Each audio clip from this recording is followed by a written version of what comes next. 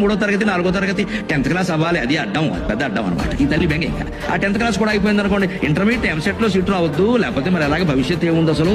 అందుకే టెక్నో స్కూల్లో చేర్పించారు, 2 ఎకరాలు అమ్మేసి చేర్పించారు. ఆ ఇంటర్మీడియట్ కూడా అయిపోయి ఎంసెట్ కూడా అన్ని కోచింగ్లు కూడా అయిపోయిన తర్వాత ఇంజనీరింగ్ ఎంసెట్ అయిపోయింది కదండి, మీ వాడికి ఇంజనీరింగ్ సీట్ వచ్చింది కానీ ట్రిపుల్ ఈ రాలేదు, మధ్యలో డిడిఈ అని ఏదో వచ్చింది, ట్రిపుల్ ఈ రాలి, అది రావద్దు. ట్రిపుల్ ఈ కూడా వచ్చేసింది కూడా బాగుందండి, మంచి సీట్ వచ్చిందంటే వచ్చిందండి, ఇంజనీరింగ్ అవ్వాలి కదండి, క్యాంపస్ ఇంటర్వ్యూ అవ్వాలి, ఉద్యోగం రావాలండి. అది క్యాంపస్ ఇంటర్వ్యూ కూడా అయ్యాక మన వాడు సెలెక్ట్ అయ్యాక వస్తే వచ్చింది కానండి, టీసీఎస్లో రాలేదండి, సిటీఎస్లో వచ్చింది. టీసీఎస్లో కూడా ఉద్యోగం వచ్చాక మనం పలకరించి ఏమమ్మా మీ వాడికి టీసీఎస్లో వచ్చింది కానండి, ప్యాకేజీ ఎంత బాగుండేది.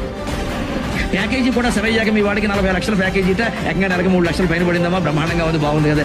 ఏమిటోనండి ఇవన్నీ వేసరికి 30 ఏళ్ళు వచ్చే మా అబ్బాయికి పెళ్ళి అవ్వట్లేదు. ఏదో మొత్తం మీద కష్టపడి ఈ గంట దగ్గర బొంతను ఒక దాన్ని తీసుకొచ్చి కట్టి పారేశాక పెళ్లి కూడా ఈ క్యాటరింగ్ పెట్టాక మనం భోజనానికి వెళ్ళి మొత్తం మీద పెళ్లి చేసేసారండి అంటే బాగుందండి, బాగుంటుంది.